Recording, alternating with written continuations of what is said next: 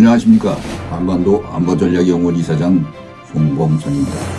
오늘은 백성은 굶어죽어도 쏴라 라는 주제를 가지고 방송을 시작하겠습니다. 북한은 지난 4월 10일 김정은 주재로 노동당 중앙군사위원회 확대회의를 열어 전쟁 억제력의 공세적 확대를 위한 방안을 논의한 바 있습니다. 당시 조선중앙통신은 중대한 군사적 의의를 가지는 조선노동당 중앙군사위원회 제8기 제6차 확대회의가 4월 10일 당 중앙위원회 본부 청사에서 진행되었다고 보도했었습니다.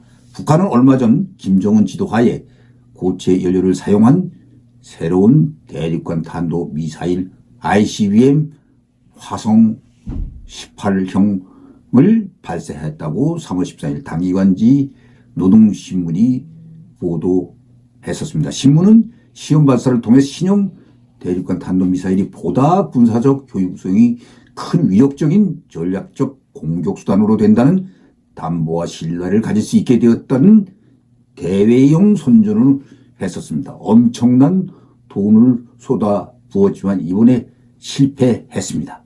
시기심이 많고 지기 싫어하는 김정은이 우리 누리호 발사를 보고 서두르다 헛발질한 계획이 되었습니다. 국정원은 최근 북한의 아사자가 평년보다 3배 폭증하고 있다는 내부 정보가 계속 이어지고 있음에도 김정은은 멋대로 하늘에다가 쏘아대기만 하는 상황입니다. 이번에 북한이 신형 발사체인 천리마 1형과 군사용 정찰위성이라고 주장하는 말형 1형을 만들기 위해 어느 정도의 자금을 쏟아부었는지 우리 누리호와 비교하면 천문학적 비용을 쏟아붓고 있음을 짐작할 수 있습니다. 한국 정부가 최근 발사에 성공한 한국형 발사체 누리호 개발을 위해 지난 12년 3개월간 약 2만여 명을 투입했습니다. 여기에 들어간 공식 예산은 1조 9,572억, 약 2억 원 정도가 됩니다. 또 누리호 발사 성공에 이어 오는 11월 목표로 정찰위성 1호를 발사할 계획입니다. 고성능 영상 레이더가 탑재된 위성 4기와 전자광학, 적외선 탑재 위성 1기 등 정찰 위성 5기를 확보하는 이 사업에 투입된 예산은 1조 2천억 원입니다. 두 사업 예산의 단순 합계만 해도 3조 1,572억 원에 달하고 있습니다. 3조 원이 넘는 예산은 북한과 비교조차 할 수 없을 정도로 큰 한국의 경제 수준을 감안한다면 이것은 북한의 부담이 큰 돈입니다. 사실상 북한은 무임금으로 인력을 운영할 수 있어 한국보다 훨씬 적은 비용이 들 가능성이 크다는 점을 감안하더라도 경제 수준이 현저하게 낮은 북한이 이만한 돈을 국가 전체를 휘청이게 할 정도의 부담이 될 수 있는 돈입니다. 특히 북한은 현재 극심한 식량난에 허덕이고 있습니다. 미국 농무부가 발간한 세계 식량안보 평가 보고서에 따르면 지난해 북한의 식량 부족분은 121만 톤에 달했습니다. 미 농무부는 앞으로도 북한이 매년 평균 80만 톤 가량의 식량 부족 상황을 이어갈 것으로 예상했습니다. 북한이 매년 80만 톤의 식량을 해외에서 사들이는데 3,947억 원, 약 2억 7천만 달러가 필요합니다. 서해상에 추락하면서 공중에 날려버린 천리마 말형을 만드는 데 투입한 자금으로 식량을 샀다면 최소한 향후 10년간 발생한 북한 주민들의 굶주림을 모두 해결할 수 있었다는 의미가 됩니다. 북한은 이미 지난해 이어진 무차별 도발로 막대한 작업을 썼습니다.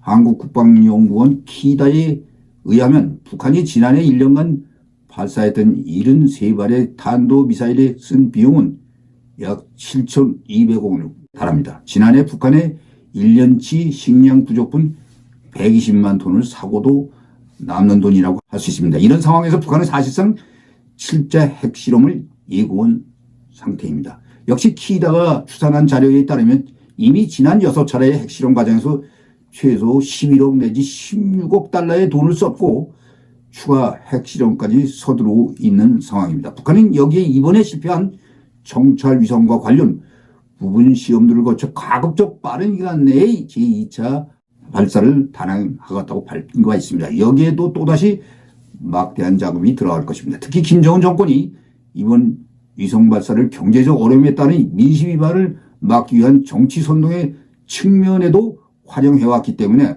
극심한 경제난과 무관하게 또다시 돈을 들여 발사를 강행해야 될 가능성이 큽니다. 뭐 아니면 도인 시기 많고 상대에게 지기 싫어하는 김정은의 성격으로 볼 때 이번 위성 실패를 핵실험으로 대체하여 자신의 실추된 위신을 만회하려고 할 것입니다. 북한이 핵미사일을 보고물에 여기고 있지만은 경제적 관점에서는 북한 정권은 오히려 옥죄는 구조가 되고 있습니다. 북한이 현재 극심한 식량난에 커덕이고 있는데 국정원은 지난달 말 북한의 주식인 옥수수 가격이 지난해 1분기 대비 약 60%, 쌀 가격은 약 30% 가까이 올라 김정은 집권 이래 최고치를 기록했다고 발표했습니다. 이에 따라 아사자 발생도 예년에 3배에 달하는 것으로 추정된다고 했습니다. 북한 내 자살자도 작년에 비해 약 40%가 증가한 것으로 알려지고 있습니다.